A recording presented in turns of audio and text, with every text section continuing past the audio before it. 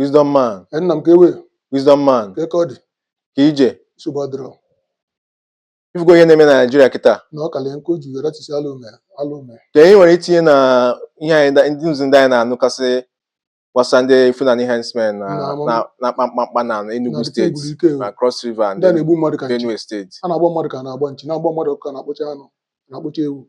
But ihe mụ chọpụtara na the thing bụ na adụka Nigeria nwere two constitution, seen constitution and unseen one. Seen one bụ nke edele na General Republic, the unseen one bụ nke o mere for them. And the article when they look above the law.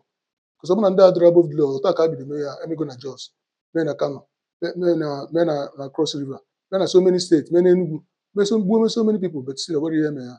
What do you apprehend? What do you do? What do you guys say? The worst place in the Plateau State, then again now Benue State. Got this recent one now about 200 and something. So Nigeria want a law, or maybe not the law when they're above the law, because sometimes when law, all those people can't remember even up to now, remember single arrest. As na egburu ụmụaka agbuo ndị nne ụmụaka ka nkwu egburu ụmụaka egbu ndoke 200 and something ka bụ nke ndị ga-ekwu na egburu. Ka ihe president Nigeria nwere ikwu na ihe. Onye na-ekwu ndị na-eme before ka ihe okwu. What do you go? Because on that we get na power, so you can't say anything against them. I'm not giving what you go against them. All this one can name since previous ones men where government people. They say nothing. So what do you do? So the name. So the best bet by Nigeria cares about me. That is it. Government they're not willing to do anything. So in a kuna bukai onye obula azobazo onwe. It's about now. That is the real thing now. That is the way forward. But can you check government? All these people now that their life has gone, there's nothing else. What else about the cargo? How can if somebody will be able to buy a signal of hunter? Somebody will AK-47, a military man, a police officer, a army officer, AK-47. Is making it? Will not get energy against the street people enough for? But ordinary person cannot carry it. Igbo man cannot carry AK-47 not gonna broad daylight. Sent with Yoruba man, sent with Shekri man, sent with Calabar man. But they are carrying those guns and walking in broad daylight and nothing is happening to them. What energy there? So in a kuna no one even sometimes in the night, if you are security official, they do another. If you are gaffing.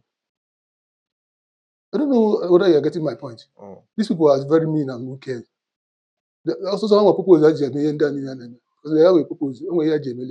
Somebody somewhere else, somewhere now quite here. Either they want to colonize this nation, maybe this nation Islamite. Everybody promotes them or no, we are not motive because everything modern name will motive below you. Yes. So they have motive of doing those things.